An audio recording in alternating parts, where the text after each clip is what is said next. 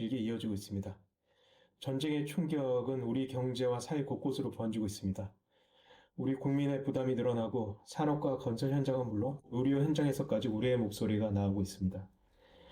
이번에 중동 사태를 겪으면서 우리의 문명이 석유 위에 쌓아 올린 것이고 우리 일상도 석유 위에서 자유로울 수 없다는 사실을 다시 확인하고 있습니다.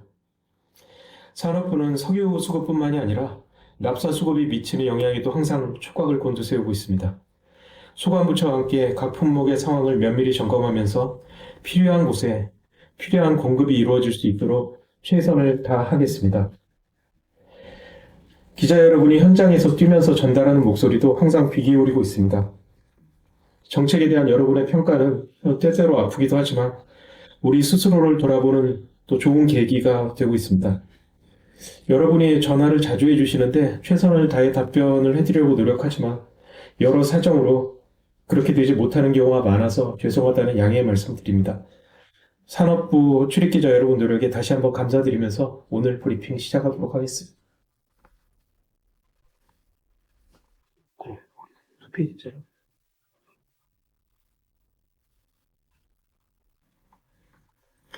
네, 중동전쟁 대응본부 1일 브리핑입니다. 먼저 석유 가스 가격 동향입니다.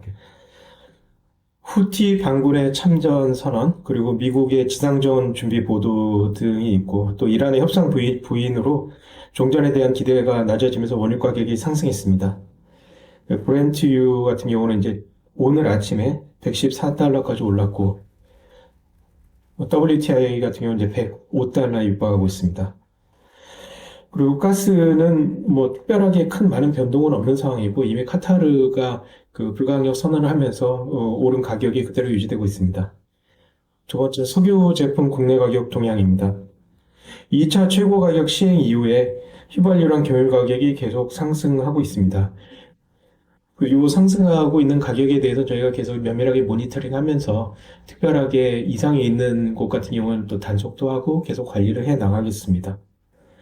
네, 다음 페이지 되겠습니다.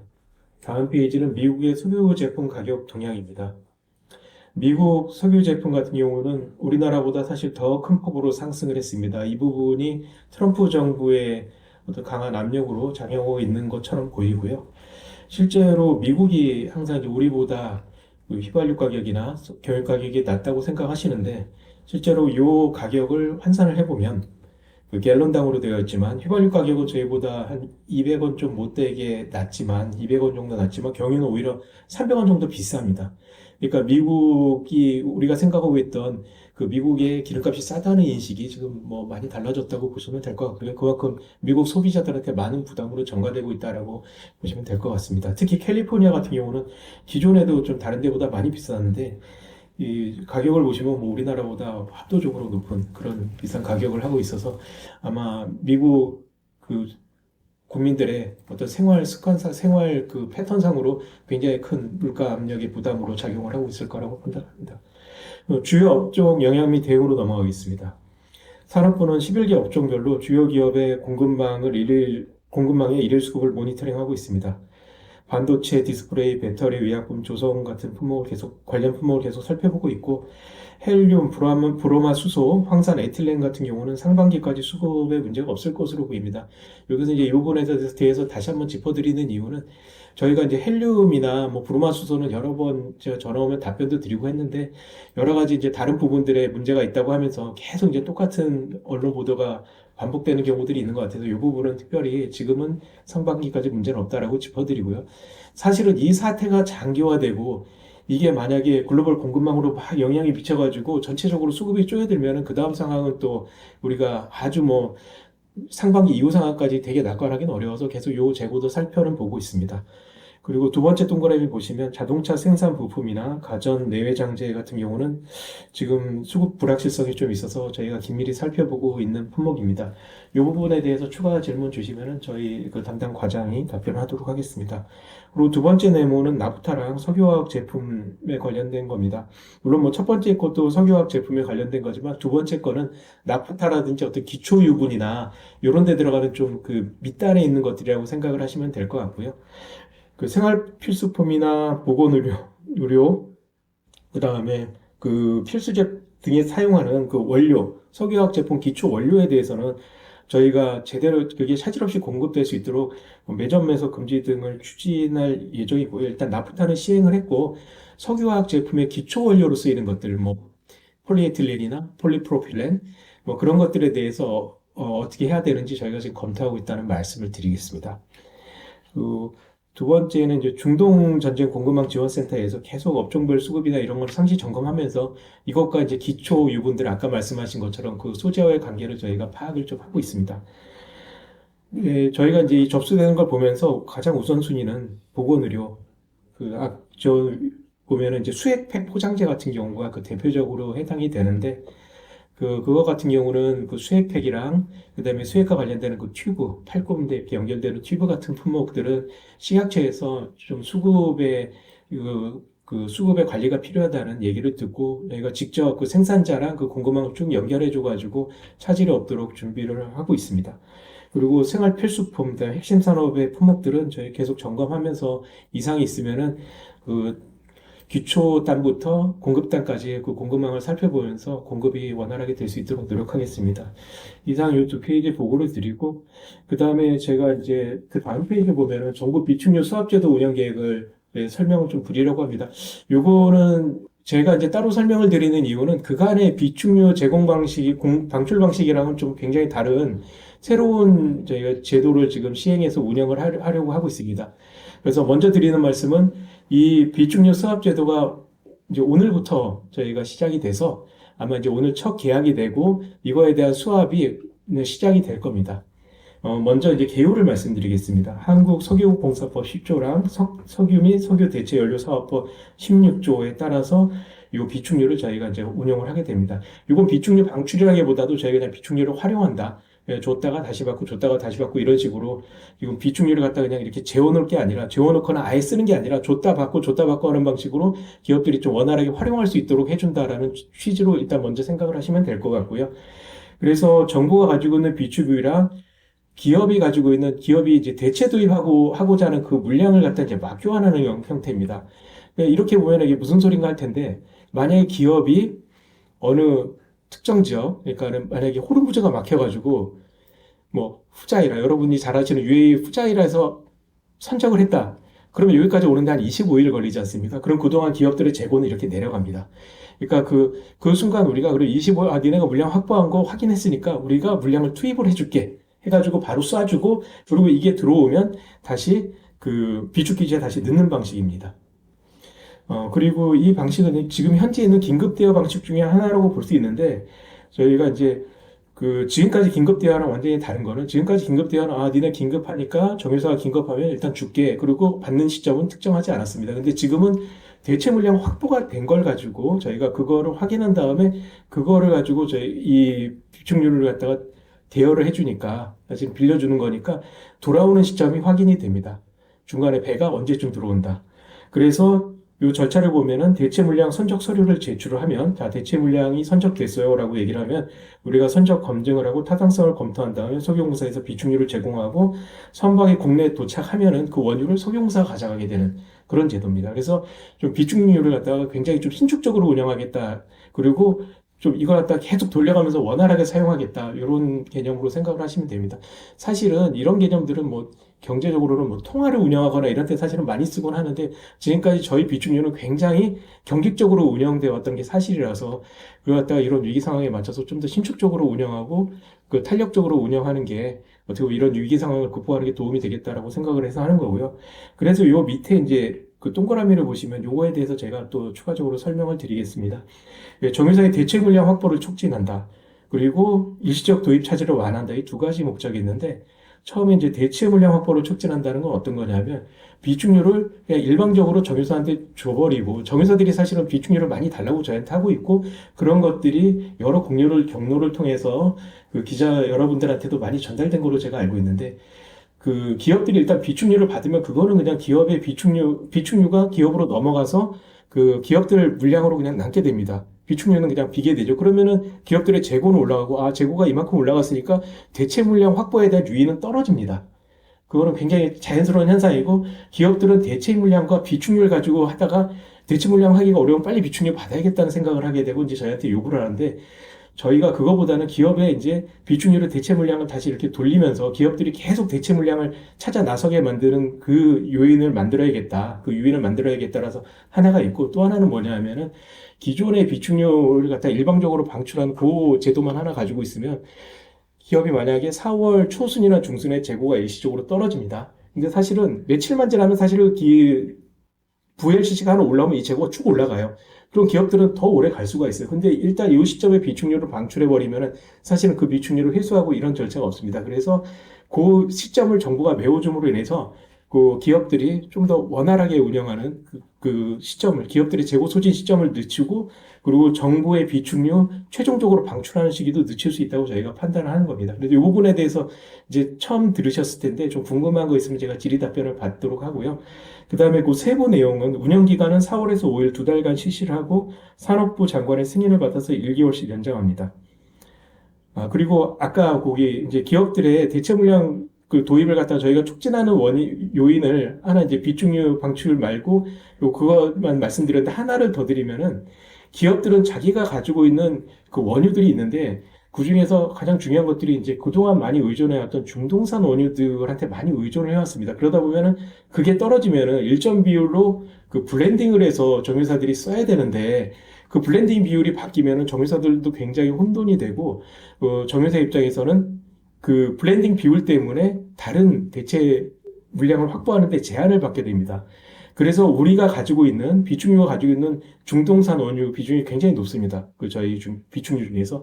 그래서 니네가라고 하면 안 되고 정유사가 세계 어느 곳이든 가서 물건을 찾아오면 우리가 중동산 원유로 바꿔서 정유사들이 원활하게 돌릴 수 있도록 해주겠다는 취지도 하나 있습니다. 그러면 기업들은 좀 더 자유롭게 우리가 어디서든 물건을 브라질이든 아니면은 뭐 중앙아시아도 물건을 가져오면 정부가 비축률을 그러니까 그 기업들이 쓰기 원하는 종류로 바꿔줄 수 있으니까 우리가 좀 더 다른 데 뛰어서 많이 가져와야겠다는 또 생각을 가지게 됩니다. 그 두 가지 측면에서 그러니까 기업들은 그 대체 물량 확보에 좀 더 노력을 할 수 있다. 이렇게 말씀을 드리겠습니다. 그래서 운영 기간은 4월에서 5일 2달간 실시를 하고요.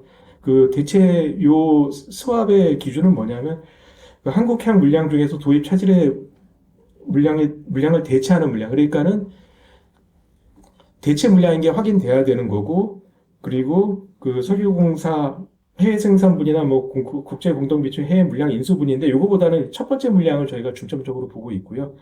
그 다음에 정상 가격은 기본 대여하는 기간, 그러니까 물건이 들어오는 기간 동안 이제 그거는 대여료를 받을 거고, 그 다음에 기업이 대체 물량으로 해서 가져오면은 그 대체 물량 가격을 볼 겁니다. 그리고 저희가 중동산 원유를 주든 같은 종류의 물량으로 교환하면은 정산할 게 없고요. 이제 저희가 중동산을 주게 되고 다른 대체 물량을 받게 될 거 아닙니까? 그러면 그 가격 차이를 저희가 받겠다는 얘기입니다. 지금 중동산 원유가 한참 올라갔으니까 만약에 뭐 중동산 원유가 한참 올라간 상황에서 중동산 원유를 아주 싼 가격으로 주기도 사실은 소유공사 입장에서는 부담이 되는 거니까 좀 굉장히 합리적인 거라고 생각을 하고 있고요. 그 다음에 정산 시기는 월말에 사후 정산을 하고 여기서 이제 만약에 수익이 발생하면 요거는 저희가 이제 향후에 비축률을 갖다 더 늘리고 하는데 저희가 사용할 계획입니다. 이상으로 말씀드리고 또 하나 이제 궁금해 하실 것들이 지금 해외 그런 비축률을 주로 어디서 가져오시냐는 질문들을 굉장히 많이 했습니다. 근데 비축률 같은 대체 물량이 얼마다, 뭐 기업별로 얼마다 이렇게 말씀드리기는 어렵지만 제가 대략적으로 지금 저희가 파악하고 있는 거를 말씀드리면은, 지금 많은 기자분들이 이제 그러니까 대체 물량을 가져오면은 이제 생각을 하시는 게 사우디 얀부나 그 다음에 UAE 푸자이라는 중동 지역에서 가져올 수 있는 것들, 그 다음에 그 밖에는 이제 미국 이렇게 생각을 하시는데 저희가 접수받은 거를 보면은, 아프리카 지역도 제법 있습니다. 알제리, 가봉, 콩고. 네, 여기서도 기업들이 가져온다고 얘기를 했고요. 그 다음에 중앙아시아에서는 카자흐스탄, 그리고 미주에서는 물론 미국이 있고요. 그리고 브라질, 그리고 콜롬비아도 있습니다. 그리고 아시아 지역에서 호주도 있고 파푸아뉴기니도 있습니다. 그러니까는 지금 우리 정유사들이 세계 곳곳을 찾으면서 대체 물량을 확보하고 있는 중이다. 그래서 대체 물량이 계속 우리가 저희가 그 업데이트를 하고 있는데 늘어나고 있는 중이다. 이런 말씀을 드리겠습니다. 네, 제가 여기까지 그 브리핑을 마치고 질의응답을 받도록 하겠습니다. 오늘 뭐 여러 가지 궁금한 점들이 많으실 것 같아서 질의응답은 제가 충분히 받도록 하겠습니다. 특정해 드리지 않겠습니다. 기업명은 특정해 드리지 않고 사실은 뭐 이 부분에 있어서는 기업들의 노력이 가장 컸다라고 말씀을 드리고요. 나프타가 워낙 부족하니까 기업들이 이제 백방으로 뛰어들인 측면이 있고 그 지점에서 이제 저희 정부랑 계속 상의를 했고 그래서 그 뭐 일자까지는 제가 정확하게 기억은 할 수 없지만 실제로 이제 미국이 이걸 발표하고 나서 굉장히 좀 회색 지역들이 있었습니다. 그래서 그 부분들에 대해서 좀 확인, 특히 이제 금융 결제 부분 그리고 나서 2차 제재에 관련된 부분들을 기업들이 좀 미국에 가서 확인을 해달라는 요청이 있었고 그 확인이 구두로만 하는 게 아니라 좀 문서상으로 확인을 받는 게 좋겠다. 그래야지 우리가 기업들이 금융이라든지 이런 것도 좀 편하게 할 수 있겠다는 요청이 있어서 지난번에 그거를 저희가 이제 재경부 외교부랑 같이 협의를 해서 미국의 그 OFAC, 오팍으로부터 확인을 받아가지고 지난 제가 브리핑을 한번 해드린 거고요. 그래서 그걸 가지고 이제 기업들이 이번 기업도 이제 확신을 가지고 결제도 하고 그리고 물건을 들여오게 된 거라고 말씀드리겠습니다. 그리고 뭐 원유나 나프타 추가가 되느냐 이 부분에 대해서 말씀드리면은 실제로 그 러시아산 같은 경우는 4월 11일까지 아마 하역과 결제가 다 완료되어야 되는 상황이 있어서 그게 연장이 되지 않으면 지금 뭐 노력하는 기업들은 많지만 그 실현 가능성에 대해서는 제가 확답드릴 수는 없고 사실은 원유는 그거보다는 훨씬 어려운 상황이다. 나프타는 물건 물량 자체도 좀 트레이더사들이 가지고 있는 물량도 많고 쪼개서 팔기도 하니까 그런 접근들이 가능한데 원유는 VLCC가 통으로 움직이는 경우들이 많아서 굉장히 좀 더 제약이 많다라고 말씀드리겠습니다. 그리고 이란의 경우 이제 자국 화폐로 하는 부분, 이 부분들은 사실은 훨씬 더 어렵고 지금 뭐 이란은 그 그러니까 러시아랑 좀 차이가 있는 거는 구체적으로 이란을 어떻게 하겠다, 이란 물량을 가지고 어떻게 하겠다라는 기업의 요청은 현재까지 없는 상황이고 그러다 보니까 저희가 그걸 가지고 좀 구체적으로 미국이랑 협의를 해야 되는데 아직 그 상황까지 들어간 게 아니고요. 그리고 특히 이란은 또 이제 여러 가지로 이제 그 어떻게 보면은 좀 오랫동안 제재를 받았기 때문에 여러 가지 기업들이 리스크가 더 많다고 많이 생각을 하고 있습니다. 그래서 이란 물량에 대해서는 제가 드릴 수 있는 말씀은 여기까지고요. 아까 그 호르무즈 안에 있는 선박은 뭐 들어오고 나가는 게 계속 없어서 지난번에 한번 다른 경로를 통해서 여러분께서 알고 계신 것처럼 7척이 있고요. 그 7척이 모두 다 VLCC로 제가 알고 있습니다. 그러면 한 200만 배럴 정도 해가지고 1,400만 배럴 뭐 이 정도로 생각하시면 될 것 같습니다. 네, 다음 질문 받겠습니다. 이 수합제도를 저희가 이제 기업들하고 처음 논의하기 시작했을 때 수합제도에 대해서 기업들의 반응이 저는 뭐 괜찮았다고 생각을 하고 있습니다. 그래서 지금 현재 수합을 신청한 기업은 4기업 모두입니다. 4기업 모두고 그 뭐 기업별로 제가 뭐 얼마 신청을 했다고 말씀드리긴 좀 곤란하고 4기업 다 합쳐보니까 4월, 5월 신청한 물량이 한 2천만 배럴 넘고요. 저희가 비축률을 그 정도 이상은 가지고 있기 때문에 특히 중동산 원유도 그 정도 이상 충분히 가지고 있기 때문에 그 정도 물량은 소화할 수 있다고 말씀드리겠습니다. 그리고 두 번째 질문에 대해서는 우리 산업정책과장께서 답변을 드리겠습니다. 네, 산업정책과장입니다. 자동차 생산 부품이나 가전 내장재 워낙 이 부품이 다양해서 사실 이제 공급망을 파악하기가 뭐 아주 어렵습니다만은 그래도 이제 최대한 파악하고 있고 지금 전쟁 장기화 시 이제 수급 불확실성이 잠재되어 있다고 했는데 이제 장기화의 뭐 기간이 어느 정도 되냐 그래서 이제 저희가 지금 최대한, 서플라이 체인 가동해가지고 살펴보고는 있습니다만, 대략 한 1에서 1, 2개월 정도를 이렇게 보유하고 있는 걸로, 이렇게 보시면 됩니다. 자동차 같은 경우는 이제 플라스틱 부품만 해도 이게, 워낙, 수백여 개 가까이가 큰 부분으로만 나눠도 되니까, 다들, 좀 차이가 있긴 합니다만은 대략 그 정도 가지고 있다고 보시면 되겠습니다. 자동차로 한정하면 어느 정도일까요? 자동차 수출량도 연결돼. 네, 이제 부품에 따라서 그래서 이제 부품이 워낙 다양해가지고 자동차 부품이 보통 25,000개 이제 레언 기반에서는 그 정도 되니까 이제 거기 중에 이제 플라스틱이나 이런 쪽, 석유화학 제품이 쓰이는 게 워낙 다양해서 이제 뭐 중요한 것들 위주로 이렇게 많이 보고 있습니다. 이제 그런데 뭐 한 그 정도, 1.5개월, 1에서 1.5개월 정도치를 가지고 있다고 보시면 되겠습니다. 그 1에서 1.5개월이라는 게 그 재고량을 말씀하시는 거죠? 그 부품이 공급이 완전히 그 재고량, 지금 이제, 그러니까 그 부품을 얼마치를 가지고 있냐. 더 들어오면 더 버틸 수 있는 거고. 그럼요. 이제 계속 지금 뭐 납사 수급이나 뭐 PP나 뭐 이런 것들이 끊기면 뭐 안 되겠죠. 이제 이런 핵심 산업이니까. 그래서 이제 이런 게 끊기지 않는 한은 뭐 그렇게 큰 영향은 있지 않을 것으로 보고요. 저희가 이런 자동차라든가 가전 핵심 산업은 최대한 잘 수급 차질이 없게 대응을 하려고 합니다. 다음 질문 받겠습니다. 이 지금 아직 구체적인 그러니까 공식적인 접수는 아니고요. 오늘부터 신청을 받으니까 그 오늘부터 신청 받는 거는 이제 공식적인 접수가 되겠고 이거는 수요를 저희가 파악했다라고 보시면 될 것 같습니다. 수요를 파악했고 그 수요가 4월, 5월, 수월의 수요를 파악했더니 2천만 배럴이 넘는다. 그리고 공식적인 접수는 오늘서부터 받아서 진행이 되는데 제가 뭐 구체적으로 정유사 이름 얘기는 안 했죠. 한계 정유사가 오늘 한 200만 배럴을 수합을 계약을 진행할 예정입니다. 식료 수압제 관련 질문인데요. 요게 이제 뭐 효율적 활용 효과를 많이 설명해 주셨는데, 약간 보기에는 최악의 상황 감안해서 비축류 물량 유지하려는 게 아닌가 싶어가지고, 그게 더 일목적인지, 아니면 효율적 활용이 좀 더 큰 목적인지, 이 수압제 도입의 배경을 좀 더 구체적으로 묻고 싶고요. 그리고 요소랑 요소수 긴급수급 조정 나올 예정으로 알고 있는데, 이거 부처별로 나서 진행하는 이유랑 그 산업 세 가지에 대해서는 제가 다 답변을 드리겠습니다. 먼저 수압제도 배경입니다. 수압제도 배경은 가장 중요한 거는 대체 물량을 촉진한다. 기업들의 민간 정유사의 대체 물량을 촉진한다는 겁니다.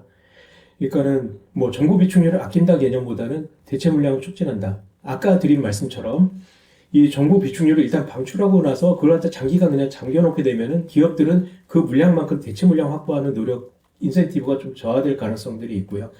그 다음에 실제로 기업들 입장에서도 이게 나쁘지 않은 게 기업들은 세계 다양한 원유를 갖다가 가져와가지고 지금 해야 되는데 그걸 갖다 다 지금 자기 시설에 넣을 수가 없는 상황입니다.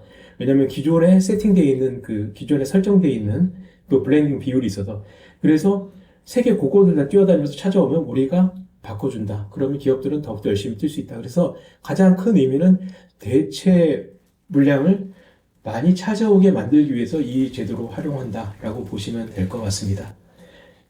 그리고 두 번째는 요소와 요소수에 관한 내용인데 사실은 요소와 요소수는 뭐 여러 가지 그동안 이제 크게는 한 번, 그리고 2023년도에 사실은 제가 공급망 걱정할 때도 그때 요소를 담당했었는데 재경부에 공급망 기획단이 생기면서 거기서 총괄하는 체제가 됐습니다. 이 요소는 그 부처별로 업무 분장 체계를 말씀을 드리면 그 국내 매점 매석과 총괄을 재경부에서 하고 그 다음에 요소와 관련된 수입 그리고 그 요소수의 그 수입과 관련된 지원들 그 다음에 요소 수입하는 업체에 대한 부분들은 그 산업부에서 담당을 합니다. 근데 그게 요소수로 넘어가서 국내 유통으로 넘어가면 요소수 품질 관리나 국내 유통은 다 기후부에서 하게 됩니다. 그리고 비축은 조달청에서 하고 있습니다. 그러니까 여러 가지 좀 파편화되어 있는데 그 총괄을 지금 재경부가 하고 있는 상황이고 재경부에서 조율을 하고 있는 상황이라고 말씀을 드리면 될 것 같고요. 그런데 이제 이번에 뭐 환경부하고 저희하고 브리핑을 하려다 좀 뒤로 미뤄진 이유는 사실은 요소에 대해서는 좀 여러 가지 좀 의견들이 있습니다. 왜냐하면은 그동안 실제로 재고 물량은 저희가 뭐 이미 뉴스에 나온 것처럼 3개월가량 되는 거로 저희가 알고 있는데 그동안 그 요소에 대한 어떤 시장의 그 민감성들이 굉장히 존재하기 때문에 그 부분들 때문에 이제 더 소비자들이 더 민감하게 반응하시고 어떻게 보면은 도매상들이나 이런 데서 이 물건을 쟁겨놓는 현상도 있다 보니까 그런 부분들에 대해서 어떻게 관리할 거냐라는 그런 측면들이 있어서 그 타이밍에 대한 논의를 오늘 뭐 국무회의에서 하게 될 것 같고 그 타이밍이 잡히고 논의가 끝나게 되면은 저희가 설명할 수 있을 거다라는 말씀을 드리겠습니다. 그리고 마지막으로 석유화학 제품 수출 금지 이 부분은 아까 김승준 기자께서 말씀하신 거는 그 김영범 정책실장께서 올려놓은 글과 관련된 질문도 포함되어 있다고 저는 생각을 하고요.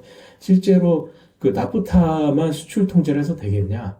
석가 제품까지 수출 통제해야 되지 않겠냐라는 이유 문제 제기들은 저는 특히 이제 그 석가 제품의 그 기초 원료가 좀 딸리는 그런 이제 중소기업 중심으로 해가지고 많이 이슈가 됐고 그게 이제 국회를 통해서 저희한테 이제 전달이 돼서 저희가 보고 있기는 합니다. 근데 그 말씀드린 것처럼 이거는 이제 국가 공급망들 여러 개 다 연결이 돼 있고 만약에 이제 우리의 예를 들어서 우리 플라스틱 제품을 갖다 해외에 수출을 하는데 아까 이제 자동차 말씀을 많이 하셨잖아요. 자동차는 국내 공급망도 있고 사실은 현대 기아차가 해외에서 운영하는 공급망들도 있는데 그리고 말씀드린 것처럼 베트남 같은 경우에는 삼성전자 휴대폰 공장들이 있고 이제 거기에 있는 것들도 영향을 미칠 수 있고 그리고 그 나라에 공급망에 영향을 미치게 되면 그 나라의 어떤 반작용도 저희가 걱정을 안 할 수가 없습니다. 이게 긴밀하게 연결돼 있어서 그래서 그런 것들까지 꼼꼼히 살피면서 지금 보고 있는 중이다라고 말씀을 드리고 어떻게 국내 물량을 갖다 확충하는 게 그런 반작용도 줄이면서 가장 효율적인 것인가에 대해서 고민하고 있다 말씀드리겠습니다. 그래서도 저희가 검토를 해서 말씀드리겠습니다. 첫 번째 그 비축류를 갖다가 그 수합을 하면 어느 정도 선까지 하느냐. 그래서 저희가 아까 말한 것처럼 비축류 수합제도를 공식적으로 운영하기 전에 수요조사를 받은 거고요. 지금 수요조사를 받은 거에 따른 물론 이제 그 수요조사가 더 늘어날 수 있지만 한 뭐 5월 정도까지는 문제가 없다. 그리고 아까 말씀드린 것처럼 그 중동산 비축류도 저희가 굉장히 가장 많은 비중으로 가지고 있습니다. 비축류 중에서. 그래서 5월까지는 문제가 없다라고 말씀을 드리고 그럼 문제 비축류 방출은 언제 하느냐라고 질문을 드렸는데 IEA의 어떤 국제적 협조에 따르면 90일 이내에 방출을 해야 됩니다. 그의 시점이 6월 9일입니다.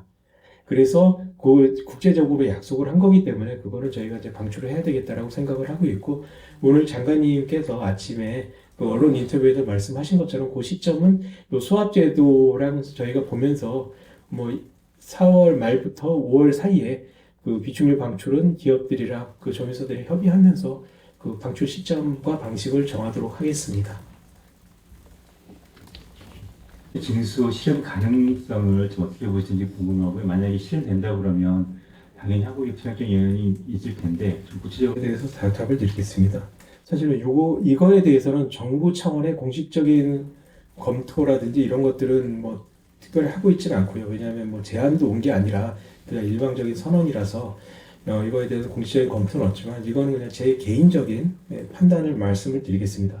사실은 호르무즈 통행료는 그냥 일반적으로 통행을 주고받는 문제를 떠나서 어떻게 보면 그 이란에 대한 국제적인 제재, 그 다음에 미국과의 관계 이런 것들을 종합적으로 고려해야 되는 사항이기 때문에 제가 보기에는 뭐 산업부가 단독으로 이거에 대해서 뭐라고 얘기하기는 어렵고 이거는 만약에 이게 이제 공식적으로 의제화가 되면은 뭐 외교 안보 그다음에 뭐 산업 차원에서 전체적으로 논의를 해봐야 되는 문제인데 그거는 이 뭐 단순히 통행료 문제는 아닌 것 같다라고 거기까지만 말씀을 드리고 싶고요. 그다음에 두 번째로는 적극적 정치를 검토하겠다는 아까 그 뉴스원의 김승준 기자께서 질문한 이 세 번째 질문과 관련해서 이제 다 비슷한 맥락이 다 있는데 이거는 이제 나프타만으로 잡으면 문제는 나프타를 갖다가 도입하고 국내로 돌리는 것까지는 괜찮은데 거기서 뭐 P나 PP 같은 그 기초 유분들이 생산이 되고 이제 나가는데 그것들이 이제 해외로 나갈 수도 있고 그 다음에 이제 그게 국내로 돌려줄 수 있는데 얼마만큼 충분한 국내 물량을 확보하느냐가 굉장히 좀 중요한 문제가 될 것 같습니다. 그래서 그 부분들은 저희가 진짜 아까 말한 대로 수출 통제가 최선의 방법인지를 보고 있고 실제로 여러 가지 반작용들이 있기 때문에 그렇지 않으면 충분한 국내 물량을 어떻게 확보하는 게 좋을 것인지에 대한 방법을 고민하고 있다. 여기까지 말씀드리겠습니다. 비축류 이 정산 관련해서 이게 좀 이해가 안 돼서요. 이게 우리가 비축류가 여유가 있어서 쌀 때 샀다가 한 거잖아요. 근데 그 여기 보면 가격 차액, 현물 가격하고 실제 구매한 거랑 이 가격 차액을 정산한다고. 저희가 가정하고 있는 게 그렇습니다. 정유사 입장에서는 그 정유 시설을 가장 효율적으로 돌리기 위해서는 중동산 그 원유가 필요합니다. 그런데 지금 호르무즈가 막혀서 중동산 원유를 못 가져오는 상황이니까 그 상황을 저희가 가정을 할 겁니다. 그거를 저희가 빌려주는 대신에 그 중동산 원유의 현 가격으로 하고 거기서 실제로 정유사가 가져온 것들을 저희가 뺀다는 겁니다. 가격을 빼주고 그 차액을 받겠다는 겁니다. 예, 그렇게 되면은 그 저희가 뭐 제가 생각에는 이게 뭐 합리적이라고 생각을 하는데 혹시 최영수 기자님께서 이 부분에 대해서 불합리하다고 생각을 하시면 더 질문을 주시면 제가 답변 드리도록 하겠습니다. 그러니까 물량의 종류가 같으면 저희가 정산 안 합니다. 그러니까 만약에 중동산 원유를 가져오는데 그게 너무 늦게 들어와서 저희가 주고 같은 물량으로 채워주면 정산 안 합니다. 그냥 대우료만 받고요. 그게 이제 물건의 차이가 있으면 그 차액에 대해서 저희가 조정을 해서 받겠다는 말씀입니다. 지금 제가 환경 김대현입니다. 지금 혼란이 생기는 이유가 이 현물 가격이랑 이제 그 지금 가격이랑 많이 차이가 나기 때문인 것 같은데요. 그냥 우리가 석유공사에서 그 정부가 비축하고 있는 비축유 같은 경우는 이제 중동산을 그때 샀으면 뭐 50불, 60불 이런 게 있을 거잖아요. 근데 지금 그 현물 가격이 매우 비싸기 때문에 이제 기자들 좀 혼란이 좀 발생한 것 같은데 일단은 그 가격과 상관없이 우리 정부가 비축하고 있는 원유도 지금 그 도입 가격 종류만 보고 그냥 1대1로 현물로 교환해주고 유종별에 따른 그 차액만 받겠다 그 말씀이신 거죠? 예, 그렇게 말씀은 드릴 수 있고요. 다만 가격은 지금 현물 가격을 적용을 하는 겁니다. 아까 그 가정에 의해서. 그리고 기자 여러분도 많이 아시는 것처럼 옛날에 이것과 관련된 횡재세 논란이라든지 뭐 그런 것들이 또 많이 있어서 저희가 뭐 그런 점도 감안한 거고요. 실제로는 그냥 가정을 하면 정유사들은 중동에서 원유를 가져와야지 가장 효율적으로 설비를 돌릴 수 있습니다. 근데 그걸 못 가져오는 거기 때문에 정부가 그 물량을 주는 거기 때문에 그 가치는 현물 가격인데 그걸 왜 한 달로 이렇게 평균을 하느냐라고 하면은 그 시점에 따라서 가격 편차가 굉장히 클 수 있기 때문에 한 달 정도 해가지고 그 비축유를 갖다 주는 중동산 비축유의 가격은 한 달 정도 저희가 평균을 해서 그 계산을 하고 그 민간이 가져온 금액은 그대로 다 인정을 해주겠다라는 말씀입니다. 실장님, 그러면은 기본적으로 그 도입 가격 예. 그 도입 가격 자체는 그 정부가 지원해 주는 건 아니고 뭐 그거는 따로 뭐 지원해 주는 방향을 고민하고 있긴 한데 그 이거는 그냥 그거에 가져온 가격과 그 가격으로 하는 거고 실제로는 저희가 드릴 수 있는 기업들한테 드리는 페이버는 뭐냐면 기업들이 왜 신청을 하냐면 아까 드린 말씀 그거 그대로입니다. 기업들이 가지고 올 수 없는 아무리 시장에서 비싸게 주고 사고 싶어도 살 수 없는 걸 저희가 대여를 해드리는 거고 기업들은 자유롭게 다른 데서 가져오는 물건을 그걸 바꿀 수 있기 때문에 기업들은 보다 효율적으로 설비를 돌릴 수 있는 겁니다. 그리고 두 번째는 기업들 입장에서는 이게 오는 동안에 공급에 차질이 생깁니다. 몇십 일. 특히 브라질에서 가져오면 그 기간이 어마어마한데 그거를 정부가 미리 주고 이걸 메꿔주겠다는 겁니다. 그렇기 때문에 기업들이 2천만 배럴을 신청한 거, 2천만 이상 배럴을 신청한 거라고 저는 생각하고 있습니다. 예. 뭔가요? 아, 추경에 들어가 있는 거. 어제 국무회의가 진행이 되고 있어서 아, 거기에, 예, 죄송합니다. 그 부분은 제가 뭐 개략적으로 알고 있는데, 이게 혹시나 좀 다른 말씀을 할까봐 제가 따로 전달해서 답변을 해드리도록 하겠습니다. 그거는 좀 소유과에서 챙겨서, 네, 그 기자님께 답변을 해드리도록 좀 부탁드리겠습니다. 추경과 관련된 예산 질문이시니까. 최상현 기자님. 예, 실제 정부 쪽에 비축유 교환해달라고 하면 그 받아줍니까? 아니면 그거는 저희가 대상 물량으로 생각하고 있지는 않습니다.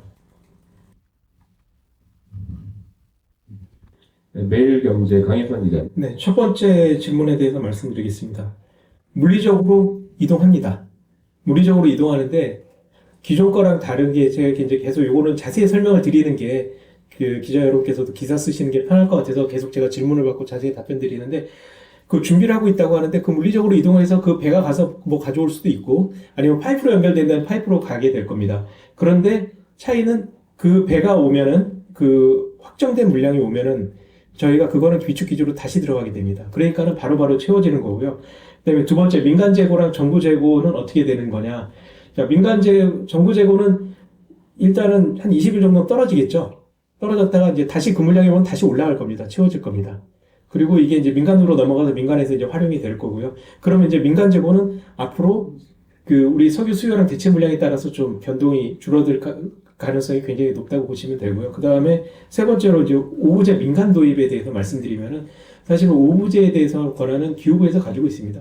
기후부에서 굉장히 상황을 좀 계속 들여다보면서 어느 순간에 뭐 공공 부분 더 강화해야 되는지 뭐 민간까지 확대해야 되는지는 기후부에서 검토하면서 점검하면서 판단할 문제고 저희가 아침에 이제 장관님이 말씀드렸던 것처럼 말씀드린 사항은 상황이 더 심각해지면은 요거는 기후부 에서 검토라고 할 문제지만 실제로는 어떻게 할 건지는 이제 그 국무회의 차원이라든지 더 높은 차원에서 부처 간에 논의가 되니까 그런 일반론적인 말씀을 드린 거다라고 제가 설명을 드리겠습니다. 기업들이 수합으로 신청한 거 2천만 배럴 이상이면은 그 김대원 차장님께서 이해하고 계시는 부분이 맞고요. 첫 번째 질문은. 그러니까 기업들이 대체 물량으로 확보하고 있는 거는 2천만 배럴보다 훨씬 더 많습니다. 6월까지. 제가 그냥 드릴 수 있는 말씀, 6월까지 2천만 배럴보다 훨씬 더 많다. 네, 그 기업들이 대체 물량으로 확보하고 있는 것들은 그렇게 말씀드릴 수 있고, 그 기업들이 계속 아까 제가 이제 국가대로 쭉 얘기한 것들을 세계 곳곳을 하면서 비축 물량, 대체 물량을 계속 확보하고 있기 때문에 일주일 단위로 보면은 계속 물량이 5월, 6월 늘어나고 있다. 그런데 저희가 수합을 하는 이유는 뭐냐? 지금 계약을 하면은 5월에 들어옵니다. 그러면 그 사이에 텅 비게 되거든요. 그걸 그냥 비축률을 방출해서 채워주면 다시 우리가 돌려받지도 못하고 기업들은 많이 가지고 어떻게 보면은 그 비축률하는 거는 정부 비축률 이 상황이 저희가 예상하지 못하게 지금 30일 이상 전쟁이 끊어진 것처럼 언제 끝날지 모르는 상황인데 그 상황이 장기화에 대비해서 정부도 비축률을 가지고 있어야 되는데 그 비축률가 사실은 민간으로 가서 그냥 잠기게 되는 현상들을 저희는 좀 약간 걱정을 하고 있기 때문에 어차피 뒤로 들어오는 것들은 좀 앞으로 당겨주겠다는 말씀을 드리는 거고요. 그리고 나서 기업들이 계속 찾고 있습니다. 열심히 찾고 있어서 뭐 정부도 그 2,400만 배럴 같은 경우는 UAE에 대해서 저희가 이제 노력해서 했고 앞으로도 그런 노력을 계속해서 이제 늘어날 것이다. 지금 현재로서는 그 정도까지 말씀을 드리겠고, 네, 원유 수급 차질은 이건 뭐 없다고 말씀드릴 수가 없습니다. 왜냐하면은 그 김대원 차장님 말씀하신 것처럼 지금 한 70% 정도 되는 부분들에서 차이가 빚어지고 있기 때문에 그 부분들은 차질이 지금 발생하고 있는 거고요. 마지막 배가 3월 20일 들어오고 그 7척 1,400만 배럴이 묶여 있고 사실은 그 안으로 들어가서 다시 끄집어 내와야 되는 배들이 또 안으로 못 들어가고 있으니까 그 차질은 발생하고 있는 건데 지금 대체 원유랑 비축유를 활용하고 나중에 비축유를 방출하는 거로 이제 저희가 채워 나갈 것이다라고 말씀을 드릴 수 있을 것 같고 지금 저희가 파악하고 있는 바로는 6월까지 수급은 문제가 없어 보인다. 원유 자체의 수급은 문제가 없어 보인다. 비축유 방출하는 것까지 포함해서 6월까지 수급은 문제가 없어 보이고 앞으로 일들은 기업들이 얼마나 대체 물량을 더 많이 확보하느냐. 그다음에 또 한편으로는 이 중동 사태가 언제 정리가 되느냐 이거에 따라서 달라질 것 같습니다. 네, 추가적으로 질문 있으면 제가 또 받겠습니다. 위협적인 발언을 한 거는 사실이고요. 저희가 확인한 바로는 해수부에서 홍해에 대해서 통항 자제 공고를 내려진 상황으로 알고 있고, 뭐 어제 그 후티 반군의 그 선언으로 인해서 실질적으로 물리적으로 이게 제약이 가해졌다든지 아니면 해수부가 이 자제 공고를 갖다가 뭐 더 상향한다든지 이런 움직임은 없는 상황이고 그 부분은 계속 면밀히 살펴보고 있습니다. 그리고 말씀드린 것처럼 실제로 그 홍해 루트를 통해서 나오는 그런 뭐 나프타 수요나 그다음에 석유 원유 수요, 원유는 그 다들 아시는 것처럼 뭐 사우디 얀부항 통해서 그 동서 파이프라인 통해서 그것들이 영향을 받을 수 있기 때문에 저희도 이 부분에 대해서는 우려하면서 해수부랑 같이 상황을 계속 살피고 있습니다.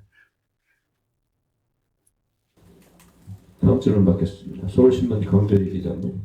네, 정유사가 6월, 그러니까 우리가 보면은 비축유랑 아까 대체 물량을 고려했을 때 6월 말까지는 수급이 가능할 것으로 본다라고 말씀을 드렸고요. 그 부분은 이제 다시 한번 확인을 드리고, 뭐 6개월 동안 간다고는 그러니까 중간에 기자님도 질문하시다 좀 섞인 것 같은데 6개월까지 간다고는 제가 좀 말씀드리기는 어려울 것 같고 6월 말까지 비축유 활용, 그 다음에 IEA에 따른 비축유 방출. 그리고 대체 물량 확보로 6월 말까지 수급은 관리가 가능할 것 같다. 이 정도까지 말씀을 드리고요.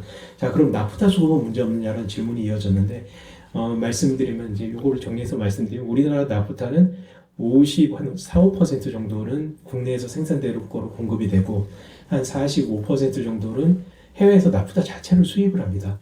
그렇기 때문에 나프타는 여전히 수급 차질이 있고요. 그래서 수급 차질이 발생을 한 겁니다. 그래서 저희가 나프타에 대한 어떤 수입에 대한 지원 같은 걸 하는 것들을 이제 저희가 그 추경에 포함을 시켰고, 추경에 이제 그 추경에 포함을 시켰고, 그 다음에 나프타 도입을 위해서 뭐 러시아 물량이든 아까 처음에 러시아 물량 도입하는 거나 이런 것들을 이제 기업들이랑 계속 같이 협의를 하면서 뛰고 있는 게 그 이유입니다.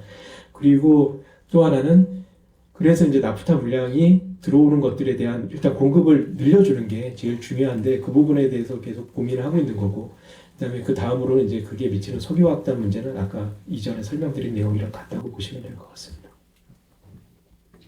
협의를 해서 공지를 드릴 거고요. 내일은 수출 브리핑이 있습니다. 많은 관심 부탁드리고요. 오늘 브리핑